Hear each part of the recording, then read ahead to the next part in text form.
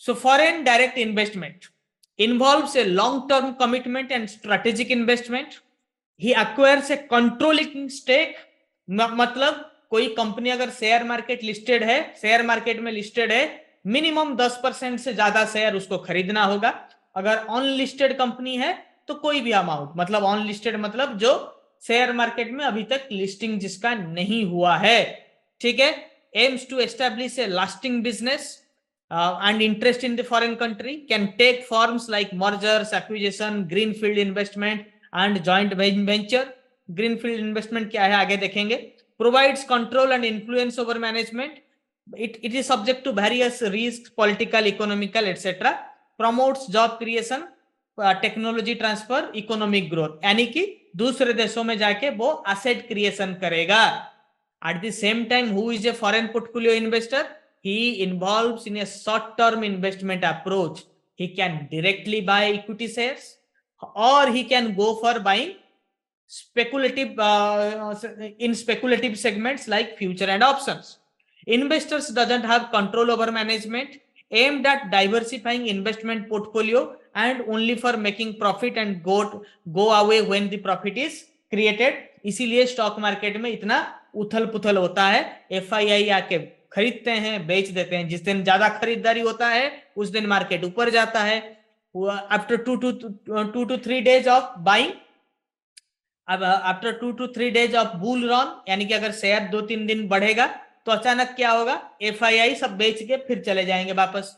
तो क्या होगा, मार्केट डाउन हो जाएगा. उसको क्या कहते हैं, उस फेनोमेना को प्रॉफिट बुकिंग.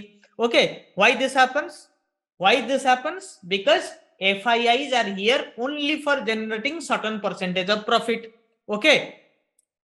तो ये चीज है FII और FPI और FDI में.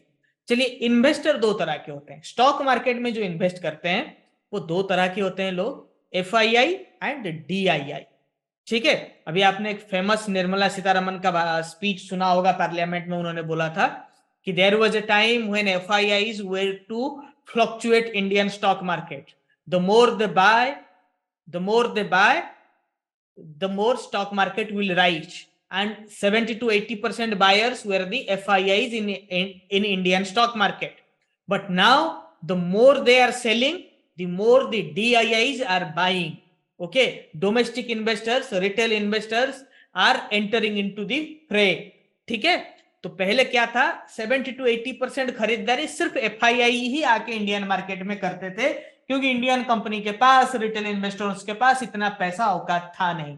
बट आज के डेट में हम लोगों का औकात बढ़ रहा है. ठीक है. जब फिच यूएस का रेटिंग डाउनग्रेड कर रहा है, तब मूडीज एटसेट्रा आके हमारे रेटिंग्स और हमारे जीडीपी डबल हो जाएगा, बता रहे हैं 7 साल में. ठीक है. This is the difference. This is how we are gaining momentum. ठीक है.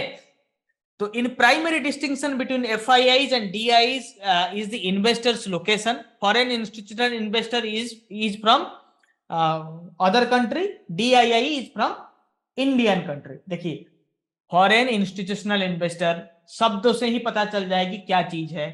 ठीक है. शेयर मार्केट में आप इन्वेस्ट करेंगे, हम इन्वेस्ट करेंगे, मगर कितना कर पाएंगे? जितना LIC करेगा उतना थोड़ी कर पाएंगे. तो LIC क्या है? एक institution. They are institutional investors. Okay.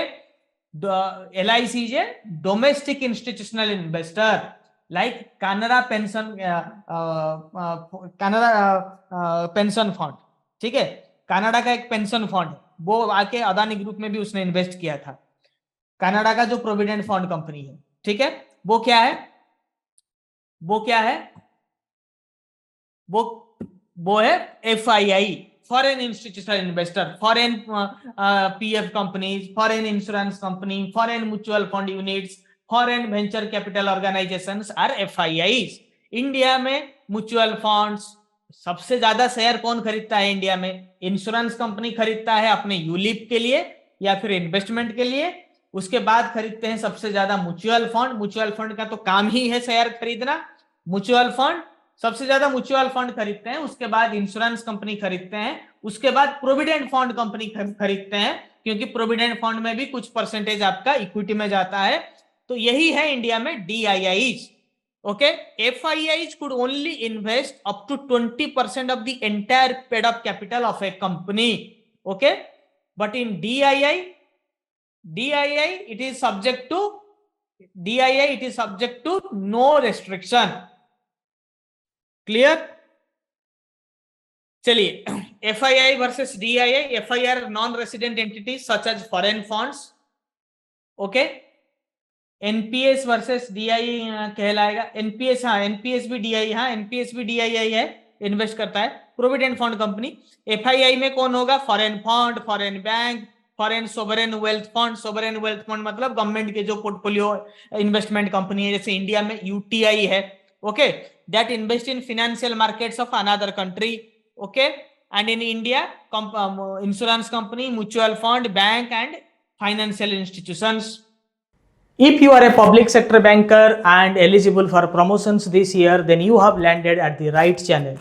In last 3 years, we have produced more than 5,000 results in bank promotions exams, starting from Reserve Bank of India to SBI, PNB to IDBI Bank, Punjab and Sindh Bank to Bank of Baroda, Indian Bank to Central Bank of India, in all public sector banks. We have a dedicated course for you, and higher the scale, greater the content is. So don't miss out this opportunity to grab your promotional aspirations this year.